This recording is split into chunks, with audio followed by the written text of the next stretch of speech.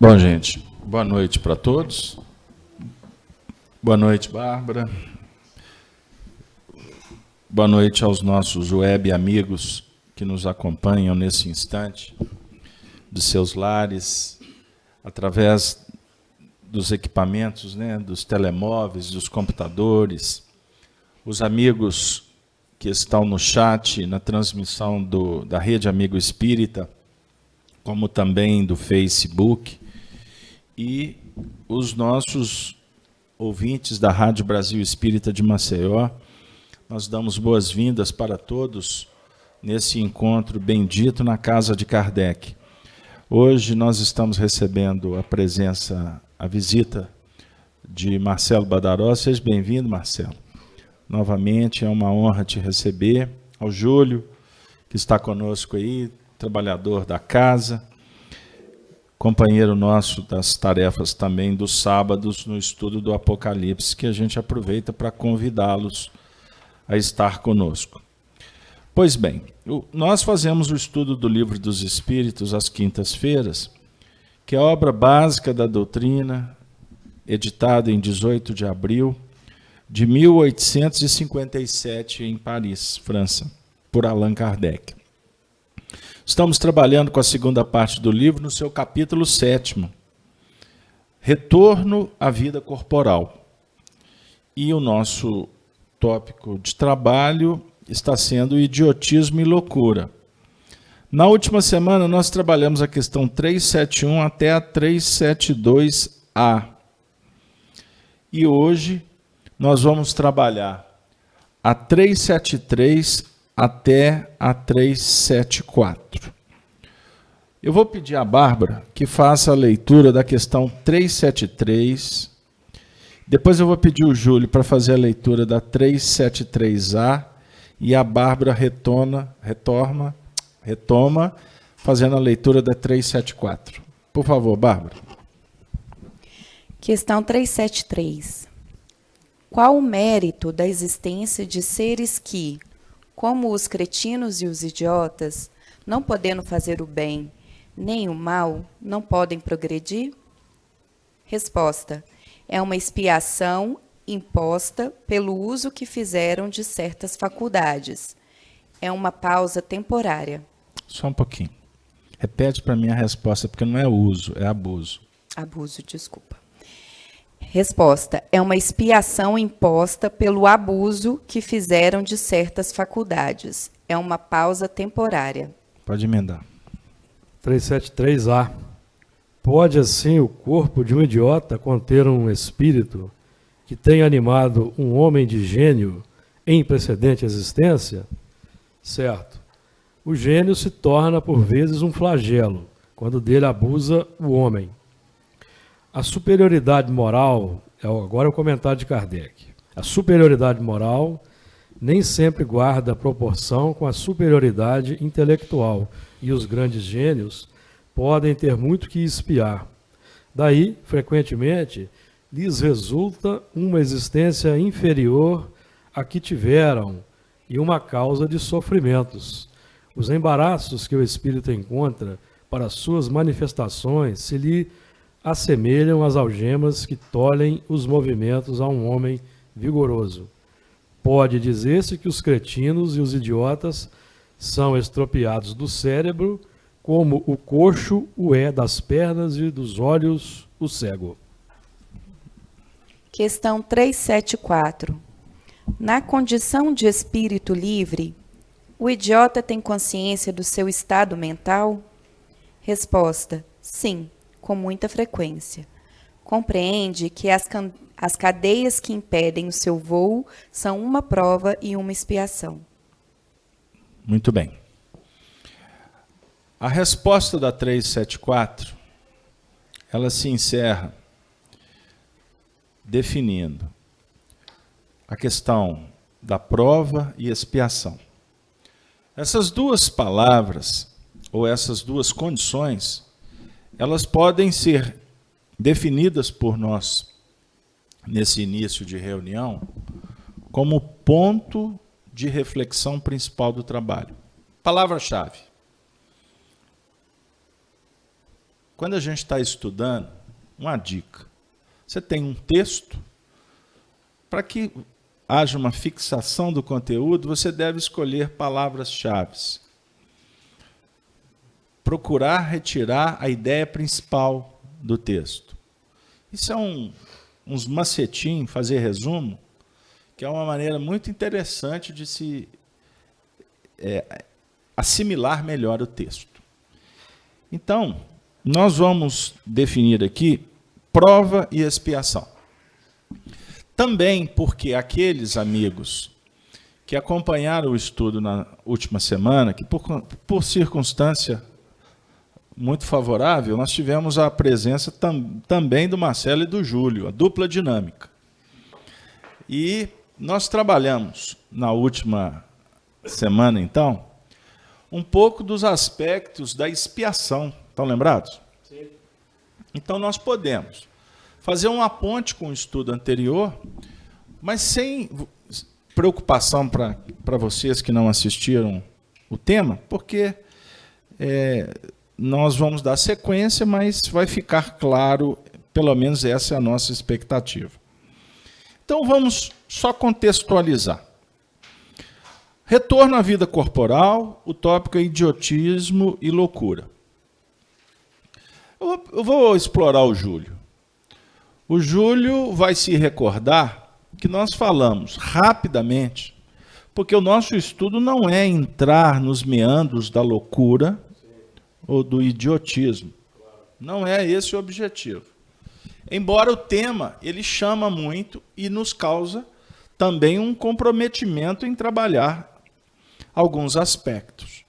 Mas lembrando que o nosso estudo ele é doutrinário, ele tem um sentido de inclusão daqueles que estão chegando nas mais variadas condições e entendimento, mas também ele traz para a gente uma ideia de pluralidade, ou seja, a gente tem que trabalhar na dinâmica do ensinamento que toca a nossa vida prática, como também os desafios que envolvem a nossa relação com o mundo espiritual e, por consequência, dentro desse grande mecanismo, nesse laboratório bendito, nós vamos estabelecendo as metas para o grande futuro. E, em Espiritismo, a nossa responsabilidade é dar o colorido da consolação. A gente faz uma aventura muito legal num diálogo com o Evangelho, mergulhando dentro de nós mesmos para, vamos dizer assim, aprender, conhecer um pouco mais da nossa realidade. Então, o painel de uma reunião espírita deveria se estabelecer com estas, vamos dizer, com esses ângulos, com estas equações e numa linguagem simples, que é fundamental. Porque não adianta sofisticar, intelectualizar e nos afastar da essência principal que motivou a nossa vinda aqui, que é o encontro com o Senhor da vida, com Deus, e uma relação muito eficiente e importante, que é a relação com Jesus, que é o nosso mestre. Tudo bem? Pois bem. Então, na última semana, nós trabalhamos alguns aspectos que envolvem a inibição do corpo para a manifestação do espírito. É isso mesmo, Júlio? Sim. Então a palavra é sua. Relembra aí, faz uma ponte com a semana passada. Esse aspecto aí é importante porque essa expiação, ela é um movimento sempre de dentro para fora. O espírito, pelas suas complicações, pelas suas exteriorizações, pelo fluxo que nós constantemente vamos irradiando em termos de pensamento, palavras, atitudes e ações, vão trazendo consequências no nosso grau de felicidade ou de infelicidade, em função do afastamento ou da aproximação da lei de Deus, a gravitação em torno da lei de Deus, que é o amor amplo. Quando nos afastamos do amor ao próximo e nos aproximamos do amor egoístico, nós vamos gerando então as imperfeições e os abusos. No caso aqui desse tipo de expiação, é um auxílio da misericórdia divina, realizando uma inibição momentânea, impossibilitando que aquele espírito, no caso aqui dos idiotas, no caso da loucura, nós temos por princípio que são espíritos que abusaram das faculdades intelectuais, por exemplo. Então, nós até vamos nos lembrar daquele ensinamento do Espírito Lázaro no Evangelho segundo o Espiritismo, no capítulo 9, quando ele afirma que a virtude do nosso tempo é a atividade intelectual e o vício a indiferença moral. Então, a atividade intelectual afastada ou indiferente dos aspectos morais vai nos levar a essas questões no futuro, se nós não arrependermos, não reajustarmos a caminhada, utilizarmos os valores da inteligência para ajudar os irmãos em evolução, porque o papel espiritual, em termos morais, dos que detêm maiores cabedais intelectivos é o da educação dos seus irmãos menores em evolução, ou socialmente numa condição que não lhes permite grandes investimentos em educação. Então, o objetivo ideal seria o atendimento a esses companheiros. Mas quando nós nos deixamos levar pela vaidade intelectual e cometemos abusos, nos afastando da lei divina, torna-se necessários podem se tornar necessárias certas medidas coercitivas, inibindo a plena manifestação daquele intelecto, para que naquela condição de prova ou de expiação, o elemento, então, tenha condições, num estacionamento da possibilidade de um avanço intelectual, ele permita que surja ou desabrochem virtudes da sua intimidade. Humildade, a fé, resignação, que são fatores que vão fortalecer o aspecto moral, para que no futuro, quando ele retomar as condições normais de evolução, ele possa então ter um alicerce firme de virtudes que vão ajudá-lo a encaminhar de acordo. Então, o caráter desses movimentos aqui, dessa inibição, da expiação e da prova, é sempre educativo, nunca punitivo. Sem dúvida, sem dúvida. Aliás, ontem nós fizemos um estudo da Cartas de Paulo, primeira carta aos Coríntios, capítulo 5, até o versículo 5, até o versículo 5. E há um escândalo na comunidade dos coríntios, um escândalo na área, na área sexual, enfim. E o texto, quando você lê de uma forma bem seca, dá uma ideia de que Paulo está induzindo os líderes da comunidade a expulsar o indivíduo, porque ele cometeu um ato complicado em nível social e moral. E o versículo 5 diz ainda assim, e que ele seja entregue nas mãos de Satanás, para que ele venha a expiar as suas faltas e depois purificar a sua alma. Eu fui fazer esse estudo, o negócio deu um pano para a manga, porque, inclusive, você é obrigado a quarta-feira que vem voltar com o assunto. Então, hoje nós estamos conversando aqui de uma forma light, porque se você observa dentro do contexto de uma sanção, de uma punição, e até num ato radical de expulsar o indivíduo da comunidade, você fala assim, mas espera aí, que postura é essa do nosso apóstolo Paulo? Afinal de contas, ele está agindo com a justiça dos homens, ou ele já está num plano de operar com a justiça divina? A justiça divina, a diferença é que ela cheira misericórdia. A justiça divina, ela promove a oportunidade. É óbvio que a dose a ser aplicada do medicamento é de acordo com a necessidade. Então, o pediatra é uma imagem boa. O pediatra, ele tem tudo para agradar uma criança. Ele vai fazer um bom atendimento, certo? Mas tem hora que ele não pode usar o xaropinho que tem açúcar, ele tem que usar uma dose intravenosa, porque se não fizer isso, a criança pode vir a falecer em poucas horas. Então, o pediatra vai ficar naquela condição de querer agradar ou cumprir a missão dele. Então, aí abre a conversação, não é? Cada coisa no seu lugar é uma ideia de justiça platônica. Colocar as coisas no lugar na hora devida. Isso é que é justiça, sem tergiversar, sem muito juridiquês. Não precisa. Justiça é isso.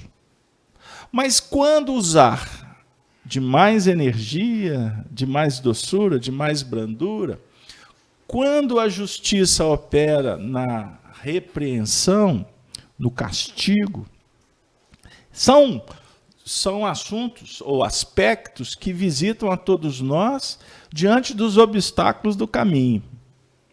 Porque, como seres ainda vinculados ao interesse pessoal, muito mais preso no primitivismo animal do que numa realidade espiritual, dos espíritos de vanguarda, nós tendemos a usar a força para dominar quando nos sentimos fragilizados.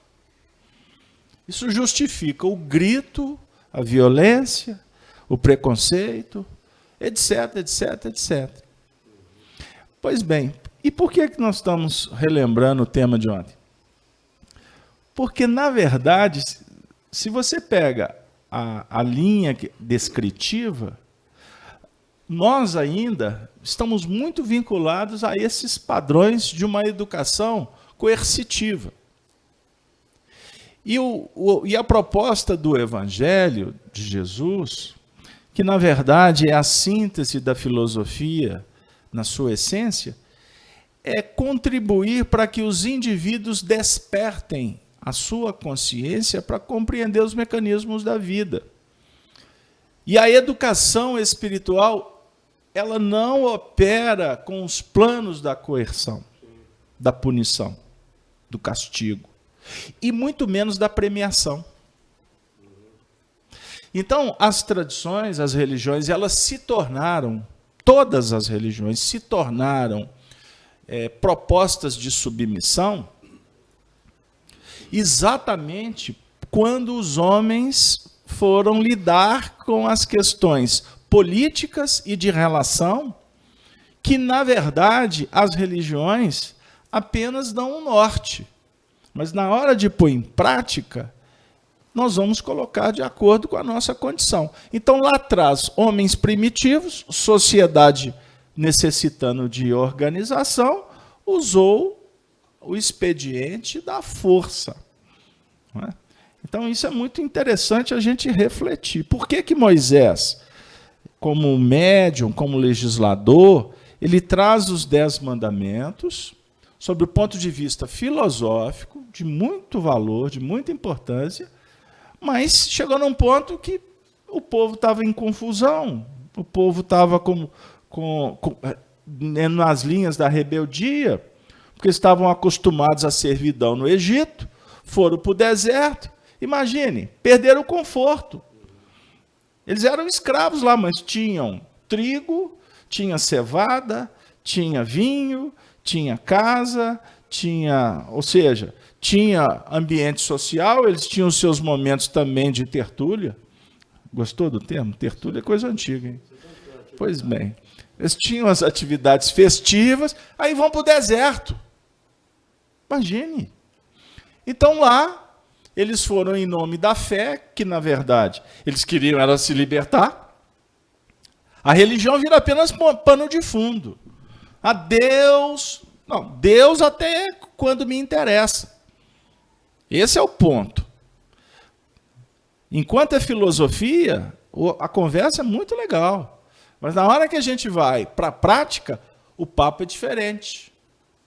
Então nós estamos aqui procurando sintonia com Jesus, auxiliados por Allan Kardec, que representa toda a filosofia ancestral e modernizada na linguagem dos espíritos, que se comunicam em todas as partes, em todos os setores. Mas não basta a sintonia com o projeto. O desafio é a educação, é a transformação.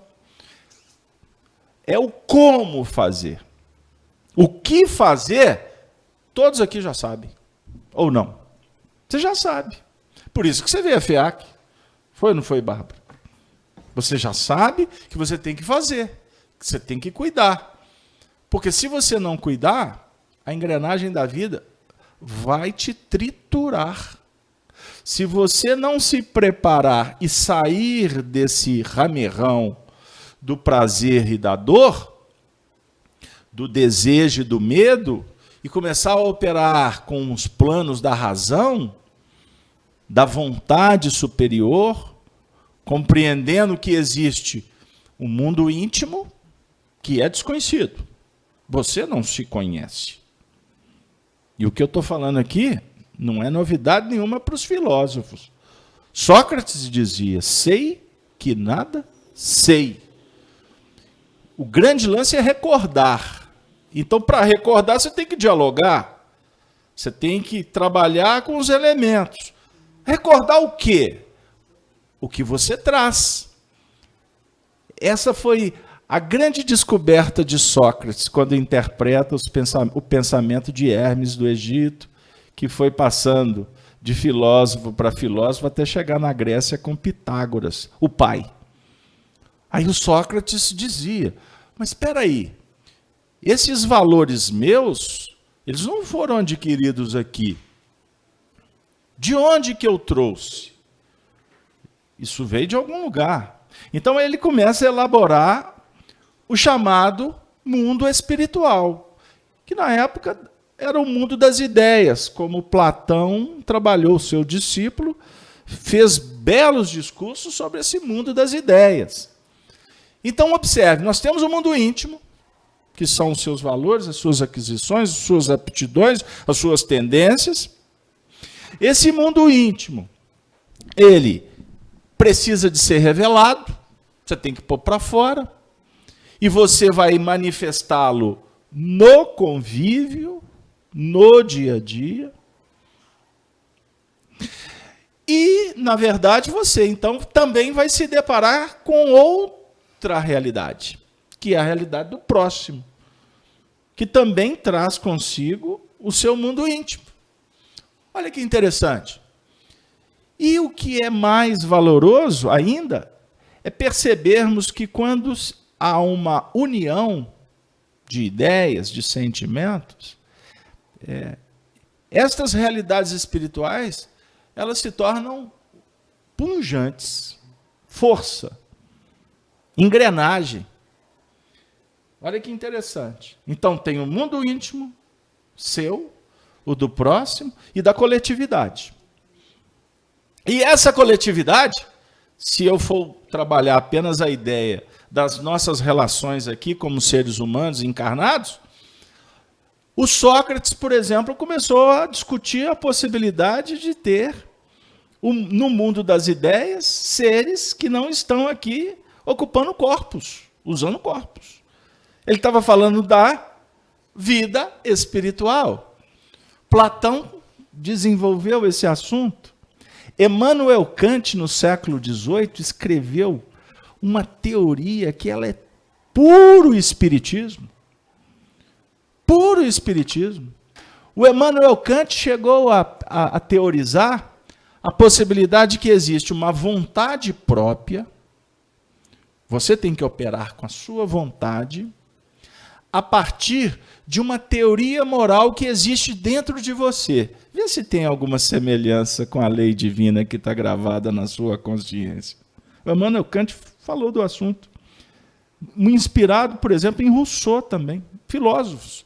Então, olha que interessante. Então, existe uma regra moral que está dentro de você. Quando você faz com que essa lei moral aconteça, você dá vida, você operacionaliza com ela no dia a dia, você se sente bem, cumprindo essa regra moral. Agora, quando não, você se sente mal. Isso desarticula, desarmoniza, segrega, cria rupturas, doenças, conflitos. Aí, observem bem, o que esses filósofos foram trabalhando no tempo, e agora, em pleno século XXI, à luz do Espiritismo, trazendo Jesus de volta, porque Jesus é a luz da filosofia. Jesus é o amor operacionalizado. Nós estamos aqui percebendo que existe um universo espetacular que eu preciso de investir. É o universo das ideias. É o plano do espírito. É o mundo mental. E ele é moral. Agora, quando não, eu só vou ter problemas. Então, a solução para resolver os problemas do dia a dia, que na verdade são respostas às nossas próprias escolhas, temos que resolver. A conta chegou. Você tem que pagar essa conta. Mas você se fixar apenas no pagamento, no resolver, no apagar incêndio, não é? Colocar panos quentes ou panos frios, você não vai dar conta. Porque você volta ao plano do limite. Que ele tem uma grinalda, ele tem uma capa chamada personalismo, ilusão. Eu dialogava com uma companheira. Ela me disse assim, ela é uma pessoa muito querida. Mamãe está aqui no hospital e eu estou com um pressentimento que ela não vai sair do hospital. E alguns dias antes, eu fui avisado por um amigo espiritual que ficasse preparado, porque viria uma notícia de tal setor. Então, quando ela me telefonou, foi só o ligue-ligue, né? Você lembra do ligue-ligue? Existe ainda o ligue-ligue? Eu só fiz o ligue-ligue. Ah, então tá. E na hora que ela falou, eu estou achando, eu falei assim, só confirmou. Eu falei, olha, vamos fazer o seguinte, vamos orar por ela, porque ela está amparada. E aí eu fiz uma descrição rápida do aviso que nos chegou. Vamos envolvê-la com as vibrações mais positivas, mais consoladoras. Vamos amenizar o impacto. E aí eu fui conversando com ela. E aí, por fim, depois de um certo tempo, ela virou para mim e falou assim, nossa, foi muito bom falar, porque eu já estou bem mais leve e estou preparada agora para enfrentar a morte da minha mãe. Pois bem, isso deveria ser umas 9 horas da manhã, e eu fiz ali uma avaliação e falei assim, ela vai desencarnar à tarde. Vi alguns números que envolvem o contexto. A data de nascimento dela foi o horário que ela desencarnou na parte da tarde. Eu já estava preparado, o telefone tocou. Aconteceu. Ela está nos braços do Senhor. Como ela me deu a notícia, já me libertou do processo. A minha tarefa estava cumprida, ela foi realizada na manhã. Como instrumento, como médium, o meu papel foi lucificar o acontecimento. E deu ligue-ligue, deu ligadura, deu conexão, deu resultado. Então, isso é muito interessante a gente pensar,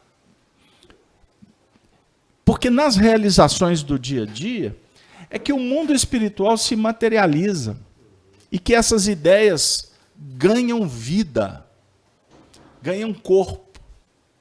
Você vê na prática como que funciona, que isso não está apenas nos livros. Aliás, o filósofo sabe que não basta ler o livro, porque a verdade não está no livro.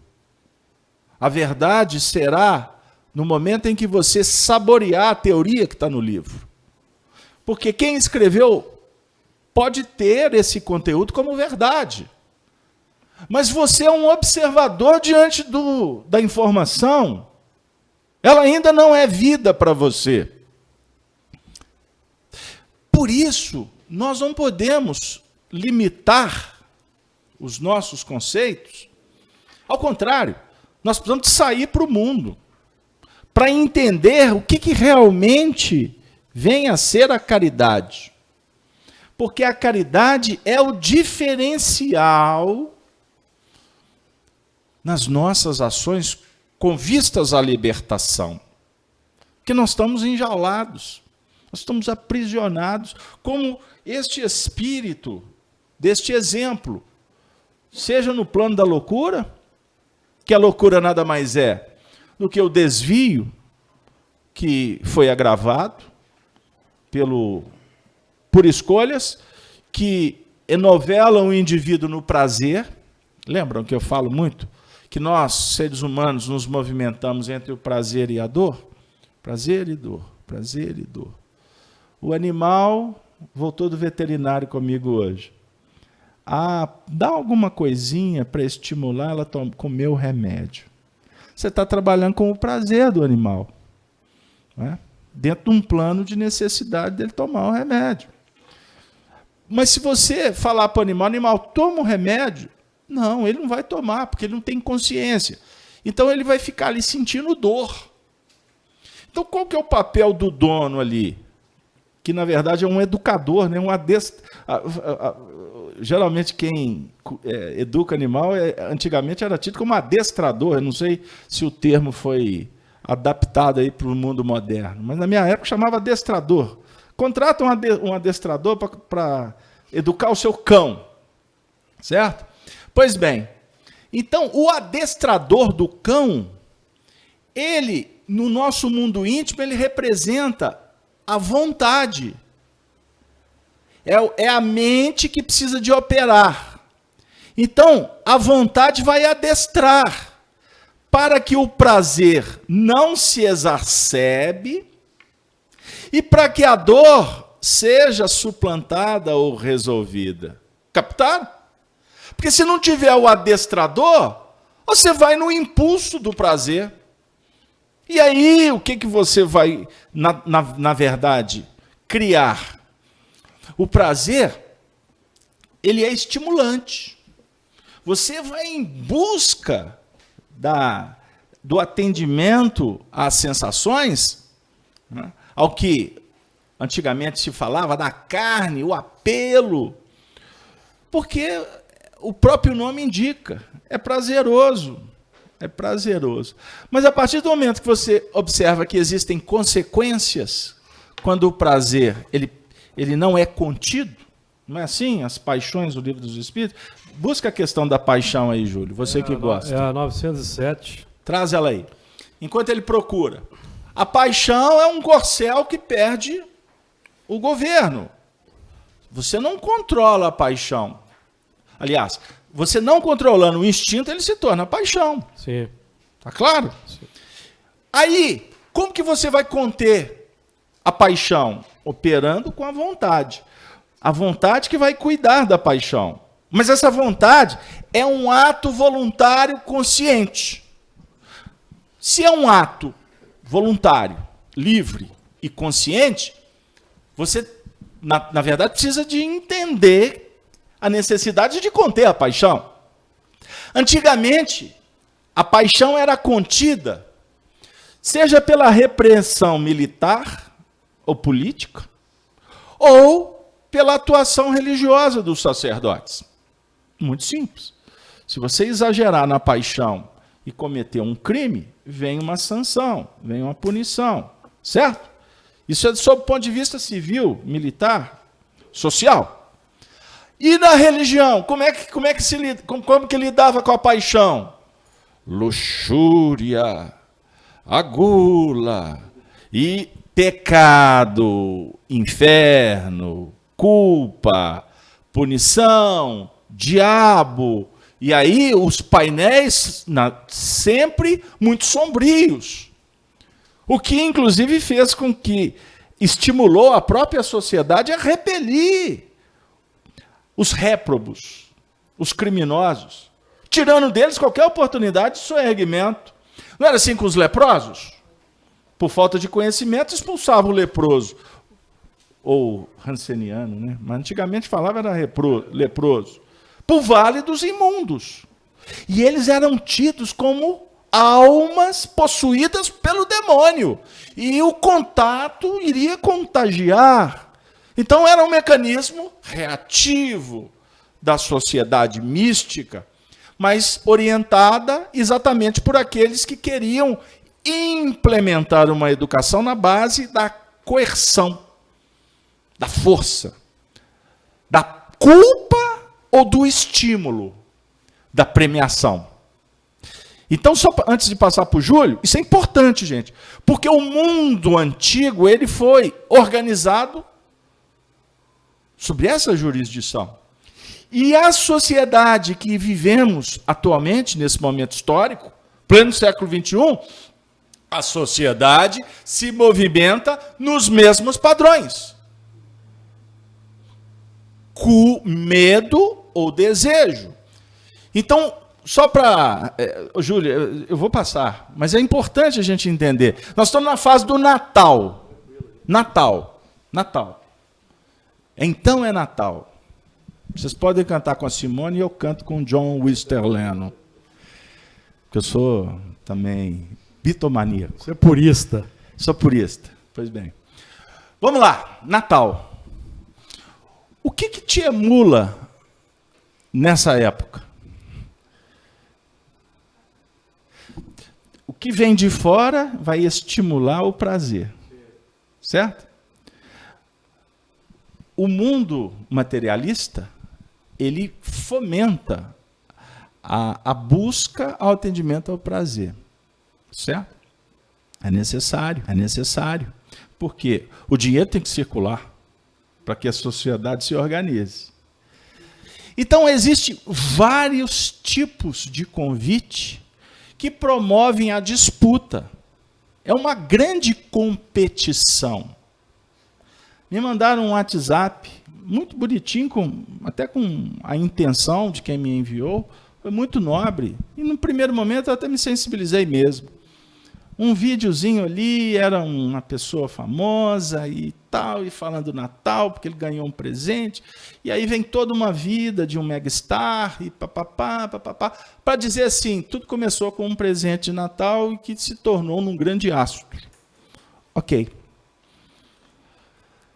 Mas eu pergunto para vocês, até quando nós vamos evoluir estimulados pelo plano da premiação? Pegaram aí? Porque é um jogo e que essas regras nos dominam. Certo? Só que, ao mesmo tempo, o próprio sistema, ele te inibe. Então, ele te estimula e, ao mesmo tempo, ele te tira. Ele tira... O Júlio gosta muito de trabalhar as linhas sociais. Então, existe o enriquecimento e o empobrecimento, sob o ponto de vista de um equilíbrio social, assim que funciona o mundo materialista. Uns têm, outros não. Uns têm muito, aliás, poucos têm muito, e a maioria tem pouco. E olha, não é... O pessoal fica falando aí sobre os regimes políticos. Amigo, vamos combinar? #história. Sempre foi assim. O mundo de hoje ele não é diferente. O tempo atual ele só tem as luzinhas do Natal de neon ou de laser nos sistemas de LED, da eletrônica, da tecnologia, mas é a mesma luzinha de Natal do século XIX, quando tudo começou, esses planos do mercantilismo. O shopping center que você frequenta, essa ideia, ela nasceu no momento mais espetacular da história, quando a França recebia os luminares, quando Allan Kardec estava codificando o espiritismo, os boulevards estavam nascendo, os mercados, inclusive a Sociedade de Estudos Espíritas, era num lugar que se transformou no protótipo do shopping center da atualidade. Certo? Então, esses mecanismos de contradição, eles fazem parte de um processo evolutivo. Mas nós não podemos fechar os olhos, e esse é o papel do Espiritismo, abrir os olhos para esclarecer as pessoas quanto ao que está acontecendo lá fora, porque reflete o que está acontecendo aqui dentro. Ou seja, se você está perdido nessas ondas revoltas desse mar do mundo terreno, você precisa de se encontrar. E você não vai encontrar respostas lá fora. Lá, no mar da competição, o que encontrarás é esvaziamento das palavras, das filosofias. Não há significação. O sentido da vida você não vai encontrar lá fora. Lá fora você vai se deparar com decepção, com perdas. Porque a gente vive no mar, numa viagem temporal. Então tudo acontece muito rápido. Você olha para o relógio, daqui a pouco o tempo se foi. Os anos passaram, você envelheceu. E aí? Os conflitos que tendes, as inibições, as doenças psíquicas, as obsessões que o Espiritismo esquadrinha para a gente, a influência dos espíritos, influências negativas, elas existem porque você desconhece. Se você não voltar os teus olhos para dentro de você mesmo, auxiliado por informações que sejam justas, que vão fomentar o bem, que vão te convidar ao belo, você continuará viajando nos mares revoltos, numa embarcação que está à deriva. Nem bússola nós não possuímos dentro desta nau. Fala das paixões, Júlio. São duas questões que estão encadeadas e são bastante interessantes, que é a 907 e a 908. A 907, Kardec pergunta: será substancialmente mal o princípio originário das paixões, embora esteja na natureza? A resposta: não, a paixão está no excesso de que se acresceu à vontade, visto que o princípio que lhe dá origem foi posto no homem para o bem, posto pela evolução.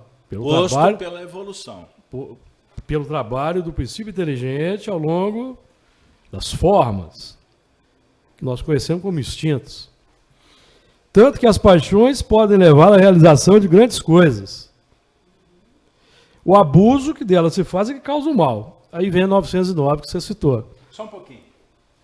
Então, observem bem.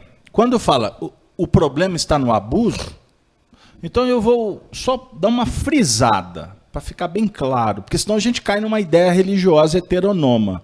Sim. De punição. Eu quero dizer o seguinte: o prazer, ele é legítimo. Sim. Ele é importante. O desejo, ele é fundamental. A questão é o excesso. Exatamente. O excesso é que causa o problema. Ficou claro? Então, quando nós falamos que antigamente as religiões puniam, e elas elencaram, por exemplo, foi instituída até os 7 pecados capitais, a gula, luxúria, né, a vaidade, etc. Na verdade, foi uma tentativa de acabar com o prazer. Porque ele era desconhecido, ele era um corcel indomável. Pecaminoso. Pecaminoso. Então, a questão do sexo. O sexo, que na verdade ele faz parte da individualidade dos seres. A questão da sexualidade, não estou falando de manifestação fisiológica, não é? Com órgãos, não. Eu estou falando da questão sexual da intimidade. Ou seja, o nosso espírito, ele tem o potencial da criação, da fertilização, reprodução. Nós citamos aqui Pitágoras, citamos Sócrates, citamos Platão, citamos Emmanuel Kant, citamos Allan Kardec, citamos Jesus. Todos eles eram criadores de ideias. E eles fertilizaram tanto, com tanta propriedade, que nós estamos relembrando deles. Todos eles e muitos outros, que são gigantes na história, eles são lembrados porque fertilizaram. E as suas ideias são perpétuas, elas não morrem. Você se recorda, você faz questão de se lembrar de Gengis Khan, de Adolf Hitler? Você tem algum interesse em lembrar de Ciro, de Aníbal, lembrar dos generais romanos? Para quê? A gente conta as histórias, aliás, Espiritismo também é história, estuda história, para a gente entender o que está acontecendo hoje. Mas nós não ficamos reverenciando César. Aliás, é o que ele não quer. Nós temos que aprender a fazer Ave Cristo, e não Ave César. Certo? Isso é importante. Então, nós somos co-criadores. Se você vem ao mundo cumprir a missão de ser humano, que o seu contributo seja o menor possível, mas ele é valioso para fertilizar, para fomentar a vida das futuras gerações. Então, se você não pensar diferente, você não vai fazer diferente. Comece a avaliar isso e dar importância ao que tu tem que fazer. Porque assim, sendo humano, nós não vamos ficar batendo de frente com a paixão, que a religião condena. A religião é preconceituosa. A religião é separativista. Quer um exemplo? Eu sou católico. Não, espiritismo não serve. Como assim? Eu sou evangélico. O pessoal espírita mexe com o demônio. Deixa para lá. Qual que é o papel do espiritismo? Dizer para todo mundo assim, galera, vamos combinar? Todos nós somos irmãos. A religião é apenas uma veste que a gente está adotando durante um tempo. Porque quando ela não nos atender mais, nós vamos partir para outra e continuar a sermos espíritos, porque somos imortais, independente de raça, de credo, de nacionalidade, de planeta. Porque o espiritismo hoje inaugura para nós uma nova fase. Nós já discutimos o intercâmbio entre os mundos, a dizer o seguinte, você é um viajante estelar. O Júlio que gosta. Ele participa até da reunião da Confederação Galáctica. Né, Júlio? Enterprise e etc. Você que está falando aí, eu não sei de nada disso. Não. Pegaram aí? Ô, Júlio, eu te interrompi, você quer concluir? Não, é porque você citou o Corcel e a questão 908. Como se poderá determinar... Aliás, a respeito do abuso, Emmanuel fala, por exemplo, da justa preservação, falando do egoísmo, do orgulho. Emmanuel trata da posse, que existe um instinto, a justa preservação é natural, não é? Agora, quando você começa a abusar, como se poderá determinar o limite em que as paixões deixam de ser boas para se tornarem más? As paixões são como um corcel, que só tem utilidade quando governado e que se torna perigoso desde que passe a governar. Uma paixão se torna perigosa a partir do momento em que deixais de poder governá-la, que dá em resultado um prejuízo qualquer para vós mesmo ou para outra. Aí tem um comentário de Kardec, que é extenso. Marcelo, nesse ponto que o Júlio parou, a questão de administração das paixões. Bem, Beto, nós hoje estamos dando ênfase à questão do abuso, né? E tem uma relação muito grande com as paixões. As paixões, elas movimentam, elas são esse combustível que adentra pelo sentimento, que é a grande mola realizadora, e nós estamos, a partir dessas revelações que Kardec nos traz, junto com o Espírito da Verdade, estamos podendo adentrar com mais precisão, dissecando ou tipificando as paixões. Mas a questão do abuso toma um relevo muito grande, não só no contexto das paixões, não só no contexto da 373 e 374 do Livro dos Espíritos, mas o abuso, ele é algo muito marcante, muito presente nessa faixa evolutiva em que nós estamos. É o abuso. Ab é contrário. Usar de forma contrária, né? O abuso significa usar de forma inadequada, de forma contrária. Repete para o pessoal, vocês captaram? Ele está trazendo a etimologia da palavra hábito. Isso. Ab significa contrário, inadequado, inoportuno. Então, o uso de forma contrária ao que já está estabelecido pelas leis naturais. Então, quando nós exercemos uma faculdade psíquica, já existe uma lei natural dando uma trajetória, dando uma segurança. E nós, em razão da nossa faixa evolutiva, nós temos o ab, o contrário. Nós estamos nessa questão de tentativa e acerto, tentativa e erro. E o abuso, então, ele é muito presente em nós, nessa faixa evolutiva em que nós nos encontramos. E ampliando a questão do abuso, nós temos uma página muito interessante do Espírito Emmanuel, no livro Emmanuel, em que ele fala também do abuso de uma forma muito, muito peculiar, quando ele manda uma mensagem para os médiuns da Terra. É o livro Emmanuel, ditado pelo Espírito Emmanuel, a psicografia de Chico Xavier. Vou pedir licença aqui, Beto, para ler, porque o texto realmente é muito interessante. Então, quem são os médiuns na sua generalidade?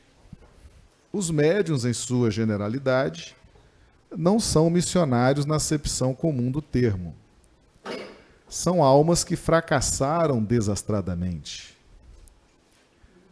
que contrariaram, e aqui vem o desastrado, né? O desastradamente é um sentido de desastre. A pessoa não deu causa consciente àquilo. É justamente a questão do abuso, né? Eu não sei muito bem o que fazer diante de tal situação e eu acabo usando de forma contrária. É toda essa questão do desastre. Eu errei, mas eu não sabia muito bem o que eu estava fazendo, né? Então são almas que fracassaram desastradamente, que contrariaram sobremaneira o curso das leis divinas e que resgatam, sob o peso de severos compromissos e ilimitadas responsabilidades, o passado obscuro e delituoso. O seu pretérito, muitas vezes, se encontra enodoado de graves deslizes e de erros clamorosos. Agora aqui vem a palavra-chave. Quase sempre são espíritos que tombaram dos cumes sociais, pelos abusos, Emmanuel usa esse termo, pelos abusos do poder, da autoridade, da fortuna e da inteligência, e que regressam ao orbe terráqueo para se sacrificarem em favor do grande número de almas que desviaram das sendas luminosas da fé, da caridade e da virtude. Então, o abuso ou o uso contrário de algo que já está pré-estabelecido pela lei natural, pela lei divina na nossa consciência, nos acompanha durante milênios da nossa jornada evolutiva. E essas consequências, aqui no caso do Livro dos Espíritos, a idiotia, a loucura, no caso específico dessa mensagem de Emmanuel, as disciplinas que todo médium deve se submeter, a transformação moral, o domínio das más inclinações, segundo Kardec nos orienta, né, o verdadeiro espírita é aquele que se esforça para domar suas más inclinações e para efetivar sua transformação moral. Então são disciplinas severas, são décadas de mergulho em um regime disciplinar, um regime de estudo, e que muitas vezes é exatamente aquele remédio amargo que você falou no início, né? Aquele remédio mais pontual, aquele intravenoso, né? Então, esse abuso ou abuso é inerente à nossa condição de desastrados. Eu achei muito interessante você falar da expiação ou da justiça divina recheada de misericórdia, né? Então nós somos, na verdade, esses desastrados. Nós, médiuns, erramos porque não sabíamos muito bem o que fazer com o poder, com a autoridade, com a fortuna, com a inteligência. E a mediunidade vem agora nos ajudar nesse resgate. E Emmanuel prossegue, são almas arrependidas, naquela tríade de Kardec, né? Arrependimento, expiação, retorno ao bem. Então, essa questão da idiotia, da loucura, desse tamponamento da expressão, você tem nesse veículo de expressão que é o nosso corpo físico, você tem uma limitação. A mente está limitada. E isso é uma forma de reeducação. Assim como a mediunidade é um instrumento, é uma faculdade para a reeducação do espírito. E nós devemos ter sempre em mente isso, a justiça divina com a misericórdia. E a doutrina espírita nos mostra essa questão da justiça com a misericórdia, mas ela nos aponta também caminhos seguros para que nós possamos eliminar o da nossa jornada, para que a gente possa usar das faculdades, seguindo um alinhamento com a vontade divina, que é o que a gente pede todos os dias, né, na oração dominical, seja feita a tua vontade, assim na terra como no céu, né?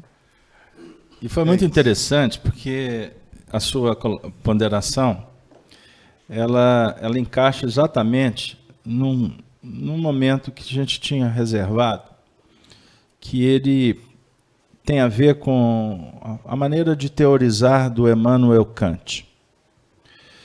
Voltando àquela questão do mundo íntimo, do mundo do semelhante, do universo coletivo, da sociedade, e também da realidade dos espíritos. Então aqui a gente tem aqui 4 elementos. O Paulo Pina fala, né? A turma que está presente, a turma web, a turma espiritual, são planos, dimensões.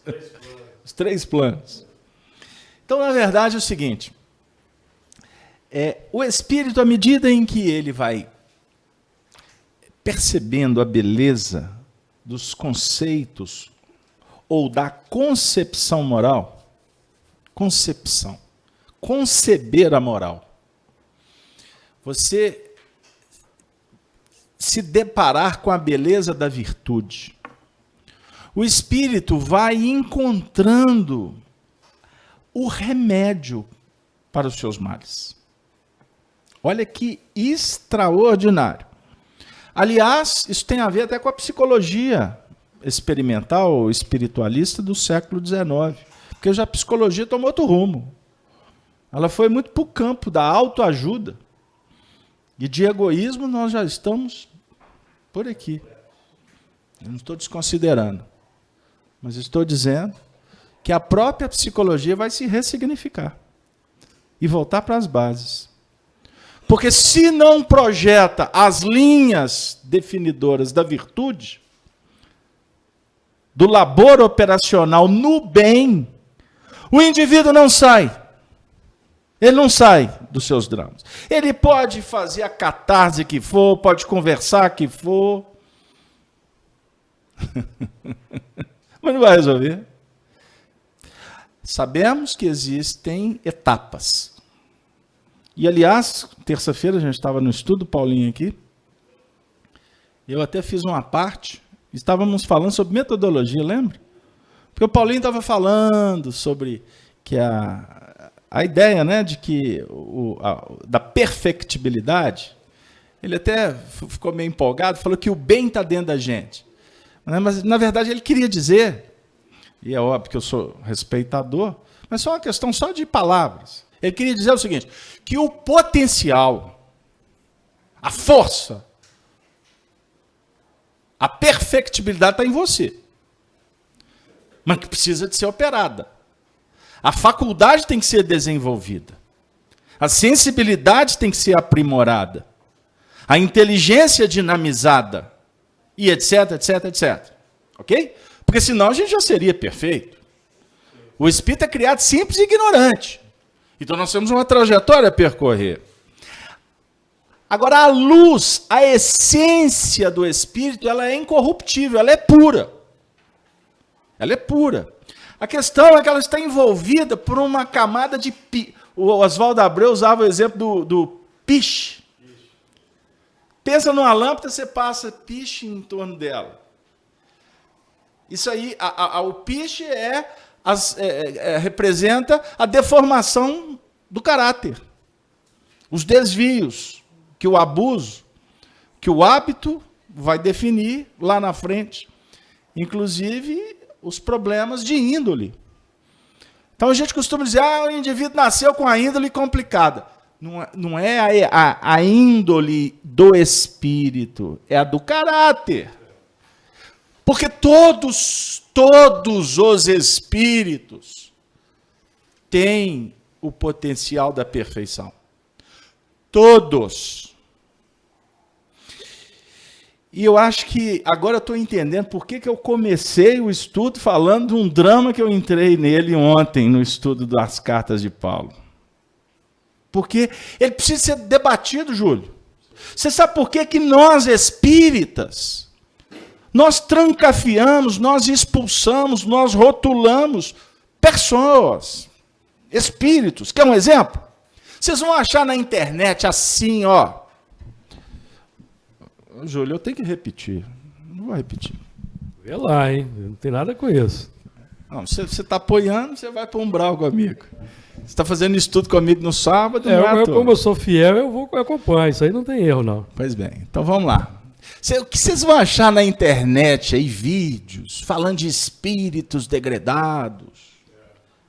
Aí o pessoal tem um requinte tem uma capacidade de pegar na história indivíduos que cometeram atos, crimes hediondos, inclusive. Esses são mais fáceis. Você quer um foco mais interessante do que pegar nazista? Para explicar o que eu estou querendo dizer. Roberto, pegar nazista é que nem empurrar bêbado na ladeira, né? É fácil. É fácil. É fácil. Aí daqui a pouco você vai classificar o indivíduo vivendo num mundo tal, degradado ali, no chupão ali, no inferno aqui. E eu fico assim, meu Deus, será que essa turma não estuda Kardec? No livro A Gênese, o livro A Gênese, tradução da 4ª edição, que agora vai começar a se espalhar, porque o livro que a gente tem foi suprimido muitas coisas muitos textos de Kardec que falam do quê? De livre-arbítrio, escolha. Resposta. Você comprou, a conta chega. E você tem que pagar a conta. Agora, não é o pagamento como nós entendíamos antigamente. A expiação só do ponto de vista físico. É um tal de você encontrar um indivíduo que tem todo deformado. É muito fácil você virar e sair. Isso aí na última encarnação deve ter cortado o braço de um, arrancado a perna de outro. E ali, está pagando. Como assim? O que interessa no mundo espiritual é a expiação psíquica. Se ela tem repercussão em nível fisiológico, orgânico, econômico, social, é um método educativo que está sendo utilizado por solicitação do próprio espírito, muitas vezes. Se ele não tem condição, porque no mundo espiritual a mente dele está em desalinho, porque é comum, é muito comum no mundo que a gente vive. Espíritos que têm um comportamento tão complicado, como tu vai imaginar esse espírito chegando no mundo espiritual com lucidez? O indivíduo que comete um autocídio, com expressões complexas. O indivíduo que se torna esses homens bombas, por processos fanáticos, etc. Como é que você vai imaginar o espírito despertando no mundo espiritual? Alguns casos nem despertam. Tamanha é a loucura que eles são envolvidos com maior amor e carinho, até com processos de hipnotismo, que aqui eu poderia chamar como uma sedação pesada para ele ficar em coma, induzida. Só que no mundo espiritual não tem injeção não, tá? Porque tem médium que fica assim, ó, deu injeção. Uma injeção aonde? É energia. Aí a gente materializa o mundo espiritual, porque falta elementos, né? Mas tudo bem, porque tudo é energia. Tudo é energia. Aí essa energia tem hora que vira uns compostos, umas alquimias medievais que dá medo até em assombração, misticismo do povo. Mas voltando, é óbvio que ele vai ser tratado com muito carinho. E talvez trazido para reencarnações em que a inibição do corpo não vai permitir que a mente se manifeste de uma forma mais ostensiva. Ele está vivo, com os olhos abertos, mas ele está num transe por décadas, para dizer quando ele tem uma longevidade mais expressiva. Aí desencarna, aí o indivíduo fala assim, e aí, o que valeu a vida desse indivíduo? Valeu e muito. Processo, em alguns casos, sonoterapia induzida, do ponto de vista espiritual. Pegaram aí? O assunto é muito complexo para a gente tratar a toque de caixa. A expiação, ela é aquele momento de conturbação. É um momento de conflitos muito difíceis para o espírito. Porque ele acredita no sofrimento. Ele mesmo se autoflagela psicologicamente.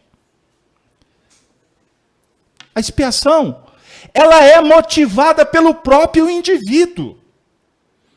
Não existe expiação de fora para dentro, é isso que o Júlio disse no início. Ela é toda psíquica. Só que o espírito está vivendo numa bolha de ilusão, em que ali ele encontra todos os elementos que ele julga ser verdadeiro. Monstros, armas, batalhas, dores, doenças. Tudo está no plano da elaboração ilusória. Porque do mesmo jeito que o espírito ele é criativo, não falei isso há pouco tempo? Nossa mente é criativa. Você pode criar a vida. Aliás, você alimenta a vida. O sopro da vida, ele é da sua responsabilidade, meu querido. Graças a Deus, graças ao apoio dos amigos espirituais, que muito nos querem. Mas o que faz o coração pulsar é a sua mente. É o seu psiquismo. O coração pode parar sem que a sua mente queira. Porque existe também as necessidades. A peça costuma estragar por causa do abuso. E o abuso não necessariamente daqui, agora. O abuso de ontem. Você foi muito feliz quando falou que vivemos sob o guante do abuso. Abuso e resposta, abuso e resposta. É o desejo e o medo. O desejo exacerbado ou não aprimorado, ele nos causa o medo. O que é o medo aqui? O medo é o desconforto, é a insegurança. O indivíduo me telefona, e pode telefonar, tá, gente? Não tem problema não. Se não der, eu falo assim, liga daqui a 5 minutos. Ou então fala ligeiro, né, Regina? Fala ligeiro. Mas eu atendo, né, Regina? Eu atendo. Fala que eu não atendo, não, porque eu já saio daqui num conflito, ou num medo exacerbado. Entra na expiação. Já estou na expiação. Os dentes já estão rangendo. O indivíduo me telefona. Carlos Alberto, eu estou passando mal. Eu falei assim, tomou remédio? Tomei. Comeu demais? Não. Aconteceu algum... Já olhou a pressão? Viu a glicose? Tá tudo certinho, Carlos, mas eu estou passando mal. Você já foi ao médico? Já. Ele não descobre. Carlos Alberto... Então tá, vamos fazer uma coisa? Vamos. Vem comigo.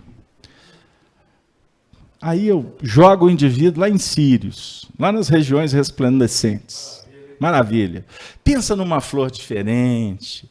Imagine uma cachoeira. Eu jogo ele lá na Serra do Cipó, no Véu da Noiva. Está secando a água lá, hein? Não sei para onde que eu vou levar o indivíduo. Está chovendo muito. Está chovendo. Agora é tromba d'água.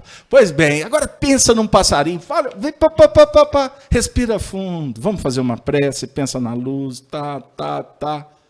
5 minutos. Assim, e agora, como é que você está?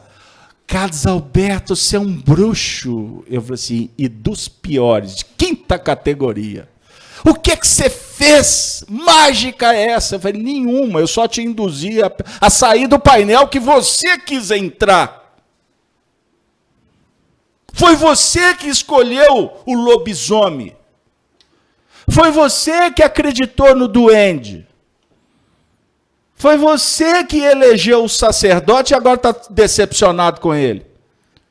Ou foi você que acreditou naqueles olhos verdes que de verde não tem nada? Aí agora está no fundo do poço. Colocou a felicidade na mão do outro. Foi você que acreditou no aplauso. E agora o aplauso acabou. Foi você que valorizou o apupo. Foi você que deu crendice à pedra que cortou os seus olhos. Foi você. Amigo, vamos combinar? O Marcelo falou do médium. Todos somos médiums. O espírito, a faculdade mediúnica é do espírito, não é do corpo. Não é do corpo. Embora fatores genéticos auxiliem, viu, filhinha de médium? Netinho de médium. Olha, abre o olho. A notícia, o carteiro daqui a pouco te avisa. Daqui a pouco está procurando Carlos Alberto. Espero que o meu telefone aguente a onda. Mas vamos lá. Então, o Carlos Alberto é porque não encontraram Kardec. Eu não posso perder a viagem, porque senão eu perco o emprego. O chefe olhando, como diz o Júlio. Carlos Alberto, o médium, é porque não estudou a mensagem espírita. Porque ela te liberta. Ela vai acabar com todos os vínculos que definam dependência. O indivíduo virou para mim outro dia e falou assim, eu gostava tanto de um expositor, agora não estou tendo mais paciência. O que você acha? Eu falei assim, não acho nada. Mas você não acha que ele piorou, não? Eu falei assim, amigão, deixa eu te contar uma coisa. Será que ele que piorou ou você que melhorou? Como assim? Durante quanto tempo você assistiu palestra dele e te fez bem? Ah, foi quase a vida toda, e eu também já estou velhinho. Eu falei assim, pois é, e agora? Por que você está dizendo que não te atende mais? É porque você está se libertando da dependência. Mas você está interpretando o assunto de uma forma equivocada. Você deveria orar, agradecer e endereçar vibrações de profunda amizade a este indivíduo que te ajudou tanto. Mas graças a Deus você não precisa mais dele. Caboclo. Autonomia plena. Autonomia plena. Ô, Júlio, nós temos 5 minutos para dizer o seguinte. Como que você vai se libertar da expiação? Como? Desenvolvendo habilidades, faculdades. O espírito, nas faixas superiores, isso é teoria do Kant. Olha que espetacular. Kant, século XVIII, amigão. Antes de Kardec. Quando você compreender a teoria moral que faz parte da sua vida. E essa teoria, ou seja, os princípios que se você viver em busca da realização destes, você vai dar passos seguros no rumo dos seus objetivos. Mas existe também uma teoria moral da coletividade. Olha que legal. Como assim? Sabe aquelas ideias dos arquétipos, da ideia coletiva, que o Jung trabalhou tanto? Ela é verdadeira. Qual é a ideia? Nós aqui, nesta reunião, nesta casa, essa casa tem um campo magnético que é a teoria moral desta casa, que é alimentada por todos nós. Por isso que costuma você entrar no ambiente e falar assim, engraçado, aqui eu me sinto bem. Nossa, quando eu estou na FIAC, eu até sento direitinho. Não é que tem uma placa, sente direitinho. Porque aqui na FIAC a gente não põe placa.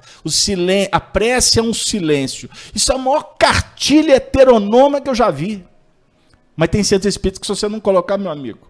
Porque mesmo com a placa, o povo já até joga papel um ou outro durante a palestra. Hein? Então o silêncio é uma prece. É regra. Tem plaquinha com regras aqui na FIAC? Mas todo mundo entra aqui e já se ajusta. Ou seja, abre uma perspectiva, uma sensibilidade para uma causa moral coletiva. Olha que interessante. E na teoria do Immanuel Kant, existe a lei natural, que é uma lei moral, papagaio. Olha onde que o Emmanuel chegou. E o Immanuel Kant usa o exemplo da descoberta de Newton sobre a gravitação. Né? A essência da força gravitativa, a ciência não sabe de onde ela parte. Mas que ela existe, concordam? Se não, por favor, hashtag Newton não concordo. Vocês discutem com o Newton, não tem nada com isso. Mas que existe o magnetismo universal, existe, certo? Da mesma forma, existe uma moral universal. Essa moral universal é alimentada pelos espíritos que estão nestas faixas. Por isso, quando nós temos dificuldades de entendimento, de uma certa forma ou de outra, nós nos associamos a uma regra coletiva, uma ética social, como na própria sociedade, que tem as suas indicativas, ok? Bom, agora nós vamos dizer o seguinte, porque o tempo está caminhando para acabar. Quando nós, então, percebemos a importância do mundo espiritual superior, nós vamos nos esforçar para entrar em conexão com estas mentes, que são espíritos que operam em nome da vontade divina. Opa! Os co-criadores do universo. Então, antigamente, eu queria ficar assim com o Bezerra. Uma amiga minha hoje me falou, se o Bezerra aparece lá na FIAC, eu falei assim, todo dia. Ah, então eu vou. Então vem. Aí ela vai vir para encontrar com o Bezerra. Quando ela chegar aqui, o Bezerra vai mandar um aviso que hoje ele não pôde, porque ele está atuando numa outra casa. Mas ela já chegou, já gastou gasolina, o vale transporte, enfim. Como ela está aqui, ela vai acabar esquecendo do Bezerra. Aí daqui a pouco ela começa a entrar em sintonia com outras faixas. Daqui a pouco ela vai virar e falar assim, olha, www, Bezerra, gente boa, mas não preciso mais de você, Bezerra, porque eu já estou em uma outra frequência. Eu já estou intercambiando com outras faixas e isso está me fazendo bem. O que na prática está acontecendo? Ela está desenvolvendo a sensibilidade espiritual. Perguntaram para mim, como que é a vida dos espíritos superiores? Muito trabalho e muita realização. Eles são felizes em todas as atividades que eles mourejam. Sabe por quê? Porque eles descobriram um princípio espetacular que Mahatma Gandhi oferece para nós como reflexão, inclusive na sociedade atual, do tão complicado que a gente vive. Mahatma Gandhi afirmava, prestem atenção, que o caminho é o do meio. Sem valorizar o meio, você jamais vai chegar ao fim. Falam por aí, desde os tempos da nossa Roma antiga, que os fins justificam os meios. Então, para se chegar no objetivo, eu posso me corromper, eu posso ser meia boca, eu posso dar um jeitinho, porque o interessante é chegar lá. Não, amigão. Hermes Trismegisto afirmava, o caminho se faz no caminhar. E Mahatma Gandhi dá o ingrediente, o toque de classe para a gente compreender. Que quando você fizer o seu caminho, lembre-se que o meio é que vai te projetar para o fim. Ou seja, o que tu fizerdes agora é que vai trazer as consequências no futuro. Se você ficar olhando para o futuro, um exemplo, quero ser feliz. No meio do caminho eu faço de tudo para ser feliz. Você estará se desviando do que realmente a felicidade propõe ou proporciona. Felicidade, amigo, é prêmio para o bom combate. Felicidade, na verdade, é a consequência da realização dos nossos sonhos, dos nossos ideais. A felicidade um dia estará na razão direta de você olhar para trás e falar assim, olha, há 1000 anos atrás eu tinha esse tipo de desejo. Há 500 anos atrás esse desejo se aprimorou. Agora meu desejo é outro. Ou seja, você vai aprimorando os seus anseios. Os espíritos, na sua concepção de grau máximo, são considerados por Kardec como espíritos puros, espíritos felizes, não é isso? Por quê? Cumprem a vontade de Deus na plenitude, sem tergiversar, sem pestanejar, sem hesitação. Eles trabalham. Fora isso, vivemos num momento muito complexo, e que se as inibições elas têm um papel de dificultar o processo, lembremos, são notas de educação, de aprimoramento, solicitadas pelo nosso próprio desejo e patrocinadas pela justiça divina. Pedi e obtereis, buscai e achareis. Batei e abrir-se-vos-á. Porque quem pede, recebe. Quem busca, acha.